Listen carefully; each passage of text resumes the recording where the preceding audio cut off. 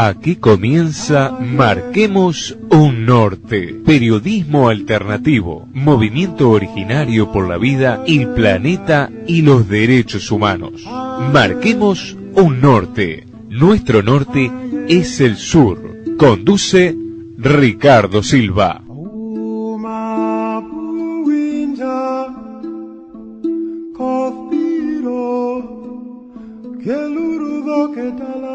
Muy buenas noches para todos. Aquí estamos nuevamente para invitarlos a que marquemos un norte con la referencia que nuestro norte es el sur.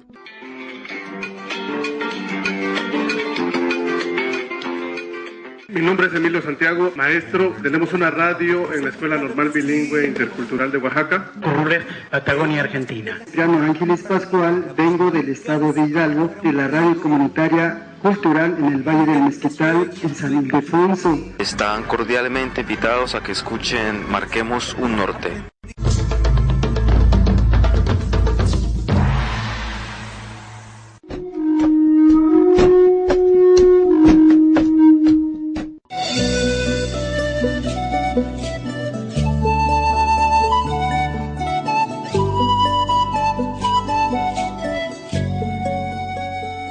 Sexta marcha, este viernes 9 de mayo, concentración 17 horas en el Obelisco, contra la mega minería a cielo abierto, contra agrotóxicos contaminantes, los transgénicos, la forestación y los megapuertos en Rocha y Puntas de Sayago, por la ratificación del convenio 169 de la Organización Internacional del Trabajo. La nación charrúa está de pie y defiende a nuestra madre tierra, de la cual somos parte.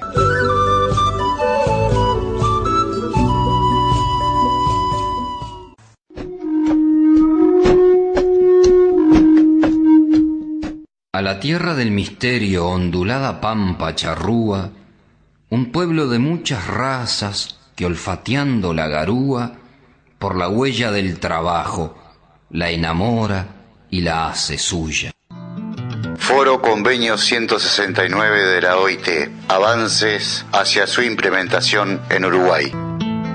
Madre tierra, mujer, que me abres tus entrañas para plantar mi semilla y dar vida a una esperanza, te abriré con el arado, ese tu cuerpo desnudo, no te quejas, me sonríes, mostrando el terrón oscuro. En el panel 2, derechos territoriales, derecho a la consulta y a su implementación. Eres mujer pues fecundas lo que el hombre contigo hace, eres madre tú mi tierra, porque de ti todo nace.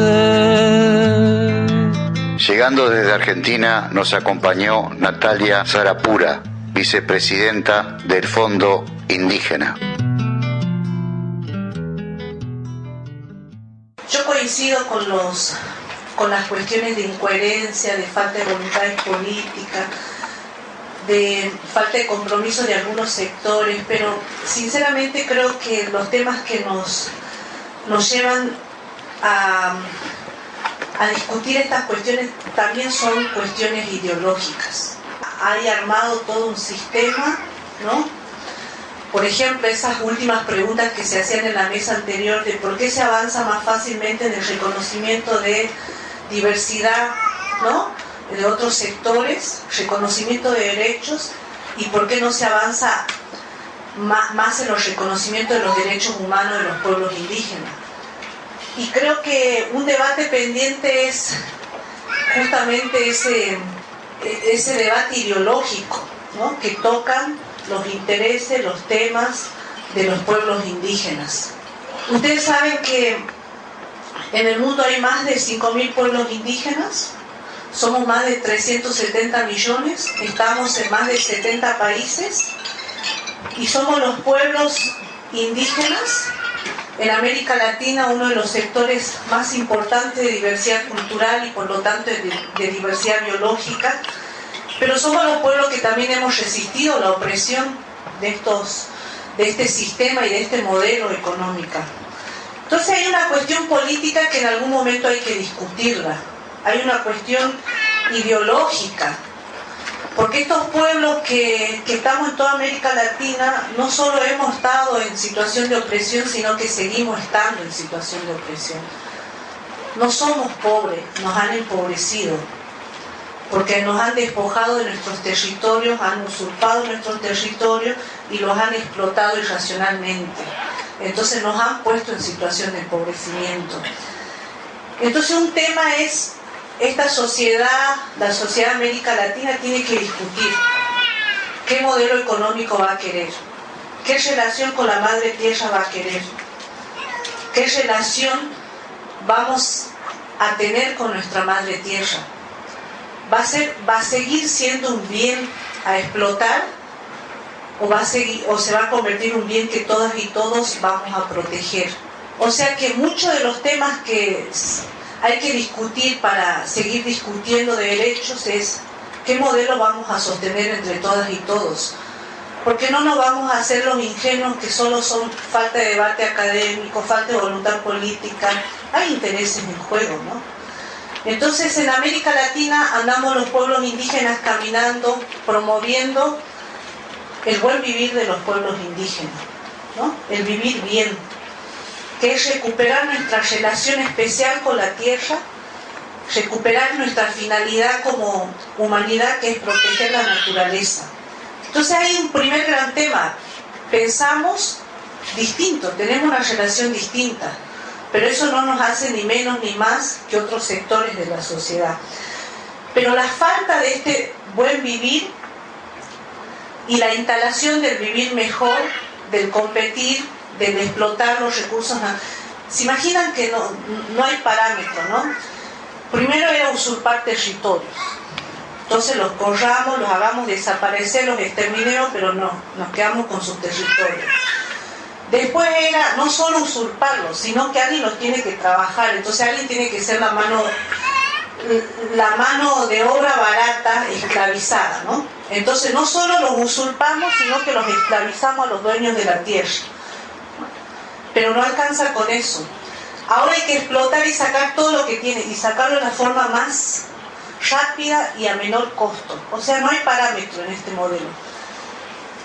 ¿Se imaginan que ahora el modelo va hacia comercializar un recurso tan vital como el agua? Hay estados que están vendiendo el agua para explotaciones, ¿no? Entonces, cuando hablamos de por qué los derechos son un problema para los estados, cuando deberían ser un principio de cualquier estado democrático, la igualdad de sus habitantes, ¿por qué hay poca voluntad política? Porque hay un modelo a los cuales no quieren renunciar, ¿no? Entonces el primer gran tema es, además de luchar por derechos, además de luchar por reconocimiento, además de visibilizar nuestra existencia, los pueblos indígenas tenemos un desafío que es político, que es espiritual, que es cultural, pero que también es ideológico, que también se llama desafiar a este sistema. Ya lo desafiamos desde la resistencia, ya lo desafiamos desde estar acá diciendo somos Colla, somos Charrúa, pero también significa desafiar ese modelo desde un buen vivir de los pueblos indígenas. Este buen vivir evidentemente es una propuesta alternativa a la actual situación. Ustedes saben que la actual situación es que a pesar de los 50 años de los más de 50 años de reconocimiento de los derechos humanos, a pesar de todos los instrumentos de derechos humanos que hay reconocidos en el sistema de Naciones Unidas, el Pacto de Derechos Civiles, el Pacto de Derechos Económicos, Sociales y Culturales, la Convención para la Eliminación de todas las formas de discriminación, la Convención de los Derechos de la Mujer y todos los instrumentos internacionales, los pueblos indígenas seguimos en situación de opresión, y a pesar de la ratificación del Convenio 169 de 1989, los pueblos indígenas seguimos en situación de discriminación. y seguimos siendo sujetos de políticas que no solo tienen la tendencia a asimilar e integrar, a pesar de ese reconocimiento. En esa situación de opresión en la que estábamos los pueblos indígenas, el movimiento indígena inició un camino hace más de 30 años en el escenario internacional de visibilizar esta situación y de exigir reconocimientos de derechos. El convenio 169 se convirtió en un hito en esas luchas de los pueblos indígenas, porque ha sido un instrumento que después de un largo debate y de una participación y después de un cuestionamiento, un convenio 107 por paternalista y asimilacionista, nace el convenio 169, de la lucha de los pueblos indígenas. Para la mirada de los pueblos indígenas, el convenio es una muestra del reconocimiento de la situación de discriminación en la que estamos. Porque como ustedes saben, el convenio 169 no crea ningún derecho nuevo, sino que en síntesis está diciendo que todos los derechos que ya están consagrados son para los indígenas y se deben aplicar, se articulan de esta manera, ¿no? Y así en su capítulo de tierra. Es decir, que lo que hace el convenio 169 es reconocer en la comunidad internacional que a pesar de la proclamación de instrumentos de derechos humanos, los pueblos indígenas seguimos en situación de discriminación. Por eso aprueba el convenio 169. Entonces, para nosotros el convenio es un instrumento de diálogo social para pagar la reparación histórica que tienen muchos los estados con sus pueblos indígenas. Es una oportunidad técnica, porque sin duda el convenio da insumos. Por eso cuando habla de su parte de tierra y territorio, habla de la relación especial. Para aquellos que no entendieron que defender el territorio es defender el origen. Para aquellos que no les quedó claro que cuando uno defiende el territorio está defendiendo la vida misma. Para aquellos que no comprendieron que el territorio es la posibilidad de identidad de un pueblo. Para aquellos que no se convencieron que cuando hablamos de un territorio hablamos de nuestra espiritualidad, hablamos de la sangre de nuestros abuelos. El convenio lo dice, relación especial con la tierra. No ha inventado nada, lo que está explicando un poco mejor para aquellos que no entendieron que para nosotros el territorio es la posibilidad de seguir existiendo como pueblos. Es la casa espiritual, es lugar de vida comunitaria, es lugar de enseñanza. Entonces, en síntesis, es una oportunidad el convenio 169, una oportunidad de tener insumos de cómo se repara y cómo se transforma esta situación de opresión. Entonces, no se puede concebir democracias sin la proclamación de todos los convenios, porque estaríamos diciendo que entonces hay ciudadanos de primera y ciudadanos de segunda, ¿no? No se puede concebir que en tiempos donde la igualdad sea un principio consagrado, que no se comprometan con los instrumentos de los derechos de los pueblos indígenas. Desde la mirada de los pueblos indígenas le hemos demostrado en los 30 años de discusión del convenio, en los 25 años de implementación del convenio, porque este año el convenio cumple 25 años de su proclamación, que no tenemos mala fe, que no hemos hecho desaparecer ningún Estado, que no hemos atentado contra ningún gobierno, que no hemos ido a ningún lado, ni le hemos quitado la tierra a nadie. El convenio tiene 25 años de aprobación y nosotros no hemos atentado contra ninguna institucionalidad, a pesar que más de 520 años los Estados han estado amenazando con nuestra propia existencia política, con nuestra propia existencia identitaria. Entonces, ¿de qué fantasmas se construyen? No hay fantasma. Hay un modelo económico al cual los propios estados son presos. Entonces, para nosotros el convenio 169 también es una oportunidad para el Estado y para la sociedad. Estos estados, que ahora todos son descolonizantes, porque hablan de descolonizarse de la economía de Estados Unidos, descolonizarse de los estados homogeneizantes como Estados Unidos, y los primeros descolonizantes fuimos nosotros. Nosotros hablamos de descolonización históricamente. Entonces, en estos 25 años de existencia y aprobación del Estado, en América Latina no ha sido otra cosa que un instrumento para reparar los actos que ha habido para los pueblos indígenas. Entonces, como les digo, para nosotros es un insumo técnico, porque en el convenio dice cómo se concibe la tierra, cómo se garantiza la participación a través de los procedimientos de consulta, ¿no? Y sin duda nosotros podemos dar fe de nuestra buena voluntad y de nuestra intención de que queremos la aprobación de un convenio para seguir defendiendo nuestra existencia misma. Pasada esta primer parte,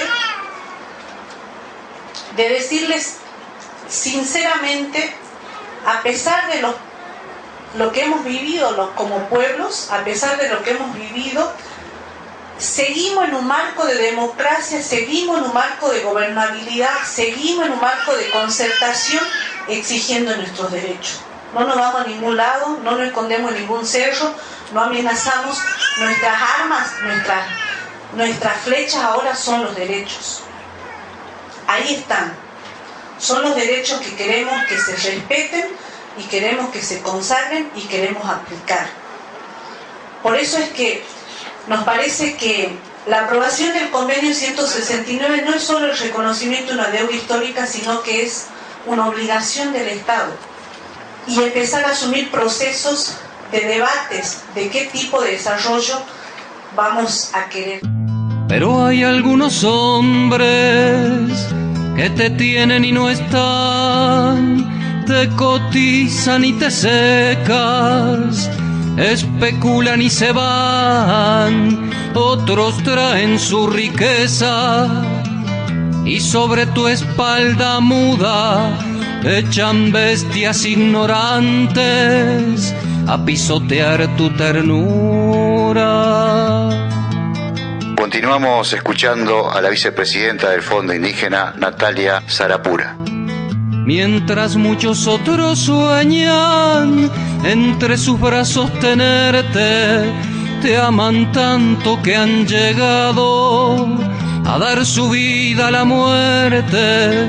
Te aman tanto que han llegado a morir por defenderte. Ustedes saben que en Argentina también tuvimos muchos años para lograr la aprobación. El convenio se aprobó en 1989 y solo su entrada en vigencia en el convenio fue en el 2001. Y estuvimos mucho tiempo, casi más de una década, discutiendo la aprobación del convenio 169. Mucho de lo que pasó en la mesa anterior nosotros también lo vivimos. Esto de que decía el compañero de Coyalandia y que seguramente tiene un interés personal, todo eso lo vivimos y fue parte de nuestros procesos, ¿no? Y parte también de los procesos que hacen las sociedades hacia avanzar, porque también el reconocer derecho nos hace mejores como sociedad, ¿no? Por eso es que la lucha de los derechos indígenas no es solo una lucha de los indígenas, es una lucha de todas y todos, de todos los uruguayos, de todos los argentinos. Y en ese sentido nosotros hemos tenido la misma negación, las mismas dificultades, primero que éramos pocos, que éramos una minoría, que además para qué si ya estábamos integrados, ¿no? Que para qué necesitábamos derechos específicos si ya estábamos integrados. Todos esos falsos debates, porque en realidad lo que se hacen es defender un modelo. El convenio inspiró muchas constituciones nacionales. Ustedes saben que muchas constituciones de América Latina se reformaron en la década del 90. Y el convenio 169 fue su inspirador.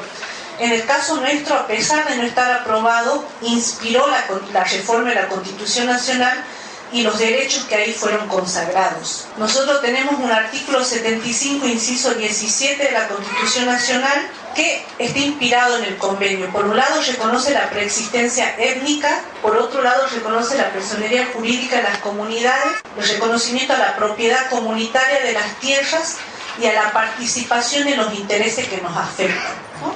Un poco inspirado en el proceso de consulta que sugiere el convenio 169. Es decir, que nosotros el derecho de consulta lo tenemos regulado antes que la aprobación del convenio 169. Entonces, la aprobación del convenio viene a dar insumos, claro, de cómo debe ser ese proceso de consulta.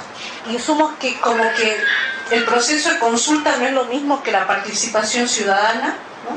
porque en Argentina las tendencias son, como la ley de medio ambiente dice que participar, pero si estás de acuerdo, si no estás de acuerdo, no importa, vos opinás solamente y no haces control de gestión, no haces control de estudio de impacto ambiental, no haces, solo opinás, yo te informo, vos decís y yo hago después lo que quiero.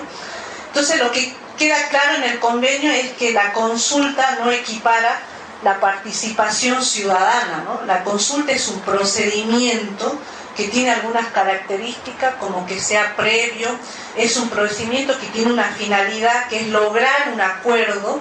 Por eso les digo que el convenio 169 es una herramienta para el diálogo social, es una posibilidad de encontrarse después de más de 520 años. Claro, el convenio es una invitación a dejar tu lugar de poderoso opresor y a nosotros, ¿no?, una posibilidad de asumir una relación de igual a igual. Entonces también es cierto que cuando no se quiere aprobar un instrumento como esto, no se quiere cambiar las reglas de juego, de oprimidos y opresores, ¿no? Entonces también el convenio es una posibilidad de tener tratos iguales. Entonces ahí están los desafíos. Por supuesto que el camino es el diálogo y los mecanismos tienen que estar apropiados. Entonces el convenio dice eso, la Constitución dice consulta los intereses que afectan. La práctica es que hay estados que ven la consulta como un trámite. Yo te doy la carpeta, te informo y si vos opinás que no o sí, yo no hago ningún procedimiento. Te informé, vos me dijiste sí o no y con eso no garantizo. O sea, un requisito, no es un derecho humano la consulta. Es un trámite que hago para ver, ¿no? Nosotros decimos un derecho humano y por lo tanto tiene que construir consenso y por lo tanto es una oportunidad para sentarnos a hablar. Ustedes saben que la defensa del territorio nos da esencia como pueblos. Entonces en Argentina tenemos conflictos, en toda Argentina, por el cumplimiento de la consulta, ¿no? Hablando de Jujuy, explotación de litio, descubrieron que el litio de Jujuy es más barato que el... No es más barato, sino hay litio en Chile y en Bolivia, pero en Bolivia tienen un sistema de autogestión, en Chile tienen un sistema también de mayor impuesto y sacar el litio en Argentina les es más barato porque tiene una política extractivista que inclusive las compañías mineras declaran saqué 1 gramo, después sacan 10 toneladas, pero es a declaración jurada lo que extraen. Entonces se imaginan que la legislación minera les conviene en Argentina sacar el litio, entonces tenemos la Mitsubishi, Toyota, todas con el litio de Jujuy.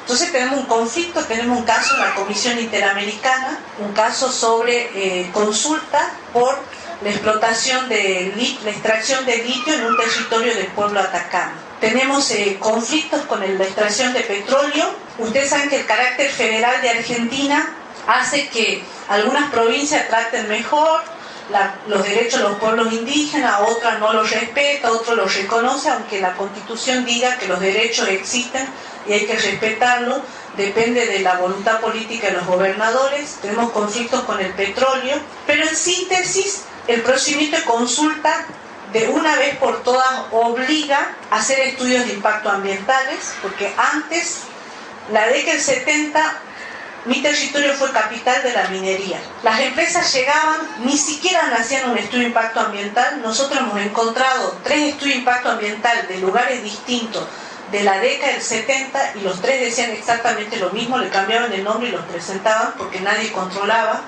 nadie los miraba, a ningún funcionario del Estado le interesaba que se lleven todo y dejen todo perforado. Esclavizaban a nuestros abuelos y todavía le debían, o sea, se llevaban todo y los debían. En cambio, el derecho de consulta no quiere decir que desde ya nosotros vamos a decir no van a explotar, porque en muchos de los casos las comunidades están de acuerdo con que haya alguna actividad minera. No es un no rotundo, pero sí exige una serie de procedimientos donde esté garantizado derechos humanos fundamentales, como que no se acabe el agua, como que no afecten el territorio.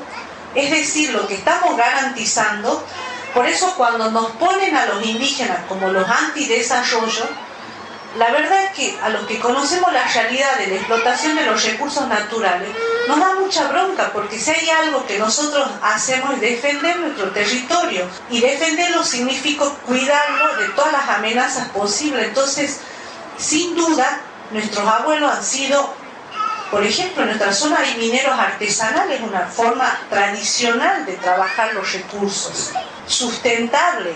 No decimos que no tocamos nada, vivimos de los recursos que están en nuestros territorios para la vida, pero lo que es distinto, que se quiera cambiar, que se entre en nuestro territorio, nos esclavicen, nos pongan de muchacha, cocinera, jornalero, y que toda la plata se vaya en camiones y en aviones. O sea, lo que queremos es cambiar la regla de juego. Y en eso el convenio es claro, habla de mecanismos apropiados. No está diciendo inclusive el no ingreso, está diciendo consultar.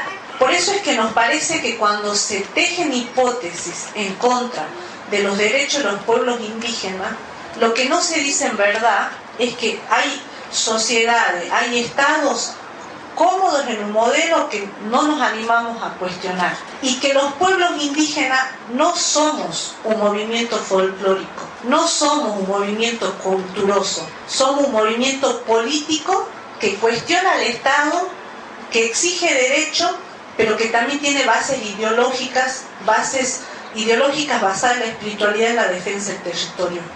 Y en ese sentido Argentina tiene muchos conflictos, pero también tiene buenas prácticas, donde el convenio fue eficiente.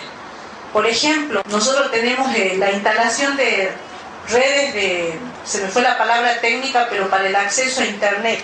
Pasaban por territorios indígenas, no fueron a tirar árboles, sino que antes de pasar, pasaban por más de 100 comunidades, haciendo un extendido. Hablaron con las comunidades, les explicaron la finalidad, se eligió el recorrido que no afectaba lugares sagrados, que no afectaba ríos, que no afectaba, e ingresó, y las comunidades estuvieron de acuerdo que ingrese. Entonces, el derecho de consulta también es una forma de reconocimiento de otros derechos.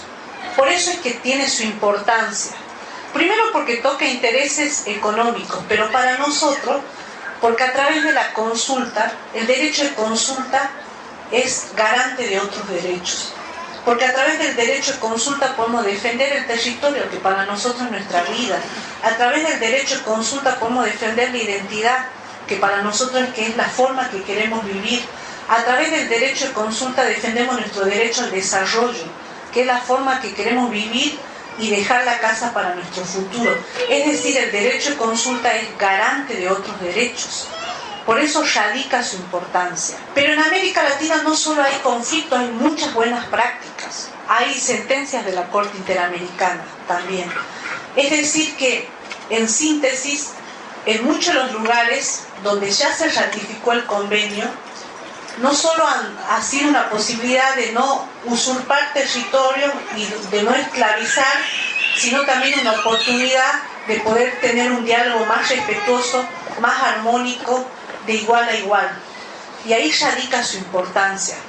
Por eso es que vaya mi reconocimiento al pueblo charrúa, que con tanta dignidad está iniciando este proceso, lo viene iniciando hace muchos años, pero está con contundencia exigiendo, interpelando al Estado uruguayo de que si es un Estado pro derechos humanos, los pueblos indígenas somos humanos y tenemos derechos, que no solo somos sujetos individuales, es decir, no nos pueden seguir viendo como personas discriminadas a las cuales hay que ayudar, nos tienen que empezar a ver como pueblo, con institucionalidad política, jurídica, y por lo tanto con derecho a tener derechos colectivos también. Y esa es la lucha, y parte de la presencia acá tiene que ver con ese reconocimiento al pueblo. Como se ha dicho acá también, el pueblo charrúa es reconocido por todas las organizaciones que hay, no solo el Fondo Indígena, sino todos los pueblos indígenas en América Latina saben del reconocimiento del pueblo y de la lucha del pueblo y son solidarios. Entonces esperamos que en esta, que es su casa, puedan tener la solidaridad, el acompañamiento y la obligación del Estado de poder garantizar sus derechos. Muchas gracias.